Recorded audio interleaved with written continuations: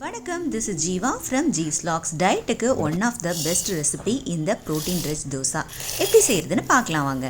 அதுக்கு ஒரு கப் அளவு பச்சை பயிறு, ஒரு கப் அளவு மூக்கடலை, ஒரு கப் காராமணி, ஒரு கைப்பிடி அளவு பச்சரிசி, ஒரு ஸ்பூன் வெந்தயம் சேர்த்து ஓவர் நைட் நல்லா ஊற வச்சு எடுத்துக்கிட்டேன். ஊற வச்ச இந்த பயிரெல்லாம் ஒரு மிக்சர் ஜாரில் சேர்த்து ஒரு ஸ்பூன் மிளகு, ஒரு ஸ்பூன் ஜீரகம், ஒரு பச்சை மிளகாய், ஒரு துண்டு இஞ்சி, கொஞ்சமாக உப்பு சேர்த்து நல்ல தோசை பதத்துக்கு அரைச்சி எடுத்துக்கிட்டேன். ரொம்ப நாளாகவே கேஸ்ட் அயன் தோசை தவா ஒன்று வாங்கணும்னு நினச்சிட்டு இருந்தேன். ஹியூமன் ஹைட்ரோ இன்ஸ்டாகிராம் பேஜ்லேருந்து இந்த கேஸ்ட் அயன் தோசை தவா வாங்கினேன்.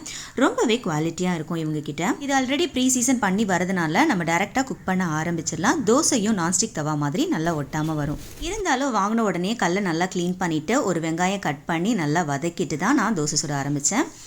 தவா ஃப்ரண்ட் அண்ட் பேக் நல்லா ஸ்மூத் ஃபினிஷிங் கொடுத்துருந்தாங்க. ஹீட்டும் நல்லா ஈவனாக ஸ்ப்ரெட் ஆச்சு. இந்த தோசை நம்ம விருப்பப்படி தின்னா இல்லை திக்கா எப்படி வேணாலும் ஊற்றிக்கலாம். ரெண்டுமே டேஸ்ட்டாக தான் இருக்கும்.